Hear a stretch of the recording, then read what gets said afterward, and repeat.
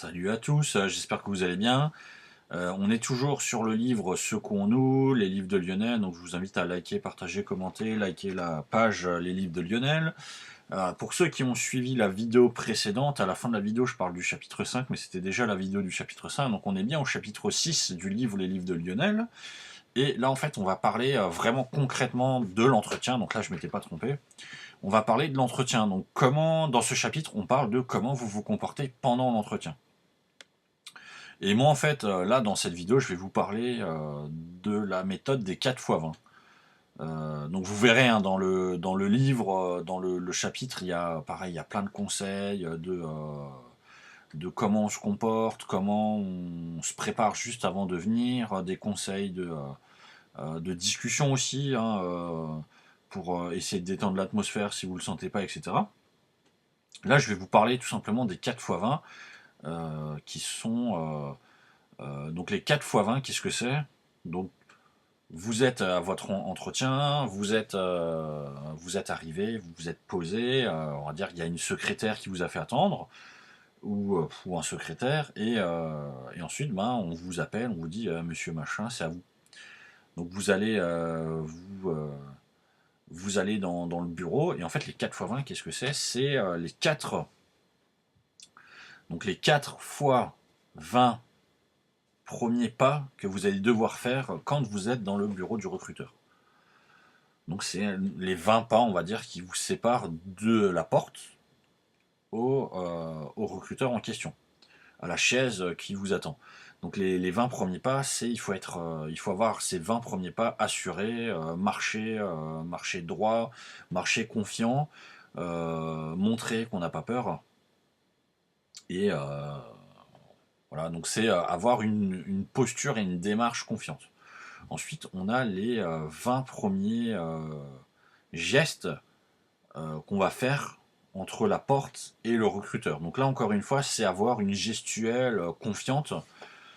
C'est pas mettre les mains dans le dos, etc. Pas avoir les mains dans les poches, avoir les mains sorties, tenir sa mallette avec ses CV, ses lettres de motivation, l'offre d'emploi dans la main. Avoir une gestuelle confiante. On a les 20 premiers regards. Donc c'est ne pas fuir le regard de son interlocuteur, c'est dès le moment où on entre dans la pièce, on regarde son interlocuteur, on sourit, donc ça rejoint la partie gestuelle. Et ensuite on a les 20 premiers mots. Donc quels vont être les mots que vous allez dire face à votre interlocuteur. Donc il faut encore une fois être dans un climat de confiance, dans bonjour, voilà.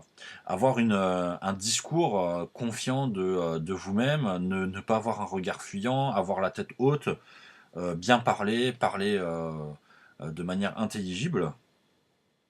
Et ensuite, une des astuces que je vais vous donner encore, c'est quand on arrive devant son interlocuteur, on va lui serrer la main pour lui dire bonjour.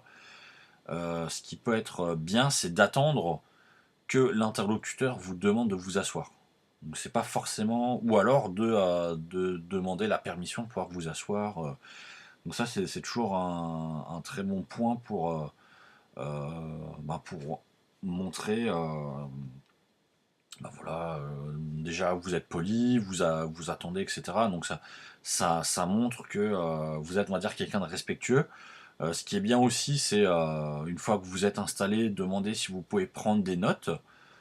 Donc vous sortez, est-ce que ça vous dérange si je peux prendre des notes? Vous sortez votre CV, la lettre de motivation, l'offre, vous sortez un cahier pour pouvoir prendre des notes, et là vous allez pouvoir enchaîner vraiment l'entretien.